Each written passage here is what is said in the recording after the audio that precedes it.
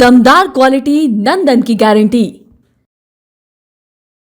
मैं यह कहना चाहता हूं कि मनीष कुमार रंजन यह मास्टरमाइंड है।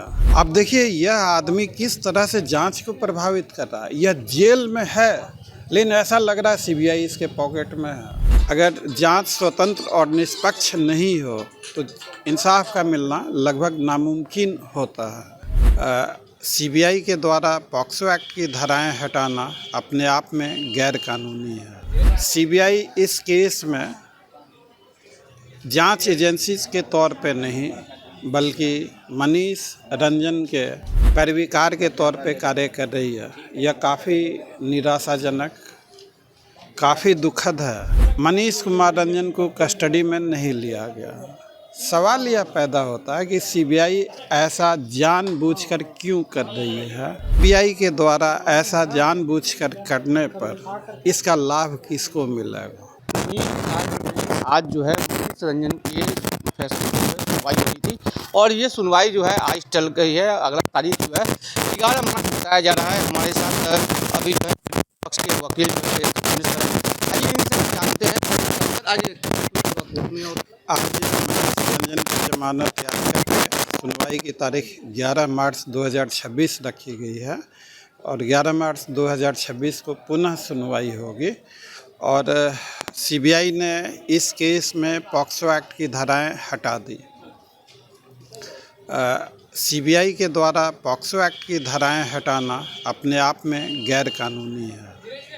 सीबीआई को यह अधिकार नहीं है कि पॉक्सो एक्ट की धाराएं अगर एक बार लग गई हों तो उनको मनमर्जी तरीके से बगैर किसी ठोस वजह से वो धाराएं हटा दें।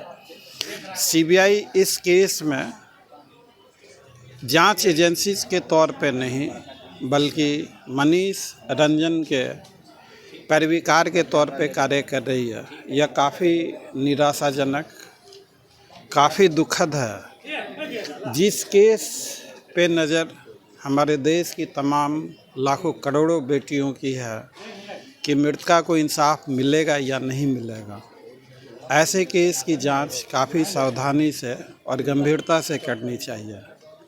बगैर किसी ठोस वजह के सीबीआई द्वारा पॉक्सो एक्ट की धाराएं हटाना यह सिर्फ गैर कानूनी ही नहीं, सीबीआई की नीयत पे भी काफ़ी गंभीर सवाल खड़ा करता है। सीबीआई का इतिहास हमेशा से ही दागदार रहा है। माननीय सुप्रीम कोर्ट तक ने सीबीआई को केस्ड पैरेट कहा। सीबीआई के पास बहुत सारे केसेज आप देखिए, बिहार का ही बेबी हत्याकांड, शिल्पी गौतम, बरमेश्वर मुखिया, नौरूना हत्याकांड, ऐसे तमाम सारे। आप आरूसी तलवार का देखिए। आरूसी तलवार की हत्या में सीबीआई ने उनके माता पिता को ही बंद कर दिया। 5-6 सालों के बाद उनकी रिहाई हुई। आज तक सीबीआई आरूसी तलवार के कातिलों का पता नहीं लगा पाई। सीबीआई,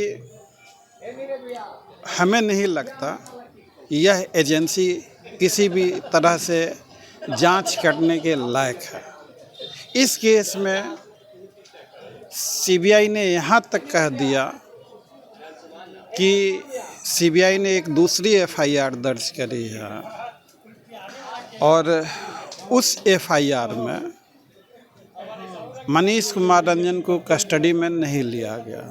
सवाल यह पैदा होता है कि सीबीआई ऐसा जानबूझकर क्यों कर रही है, पहला सवाल। दूसरा सवाल, सीबीआई के द्वारा ऐसा जानबूझकर करने पर इसका लाभ किसको मिलेगा। तो जहाँ तक पहले सवाल की बात है कि सीबीआई जानबूझकर ऐसा क्यों कर रही है, तो इस सवाल का बेहतर जवाब तो सीबीआई ही दे पाएगी।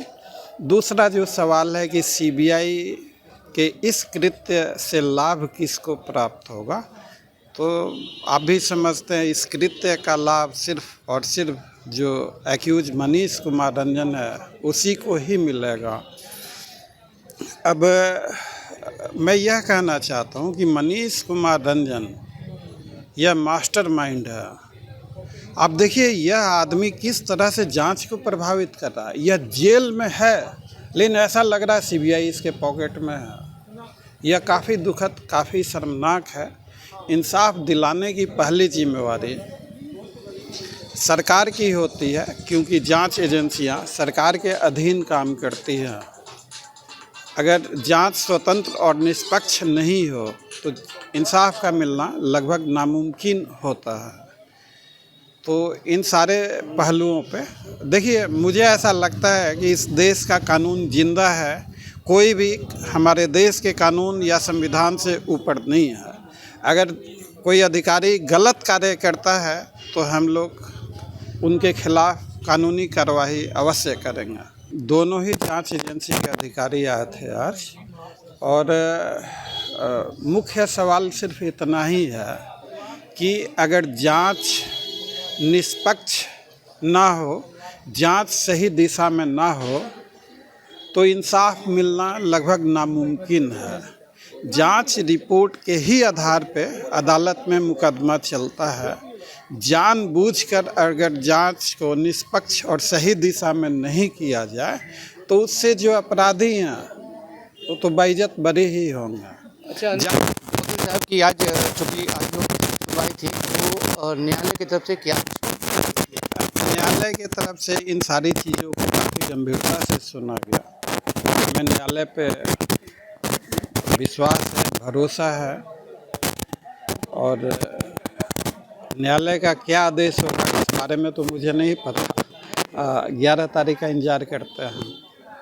इस मामले की सुनवाई जो है वो होनी है, लेकिन फिलहाल जो है मनीष रंजन जो है अभी जो है बेउर जेल उनका ठिकाना जो है अभी तत्काल जो है वही बना रहेगा, क्योंकि अभी उन्हें जो है कहीं भी इस मामले में राहत नहीं मिली है। फिलहाल खबरों को देखते रहिए दर्शक न्यूज़। मैं चंदन तिवारी, पटना।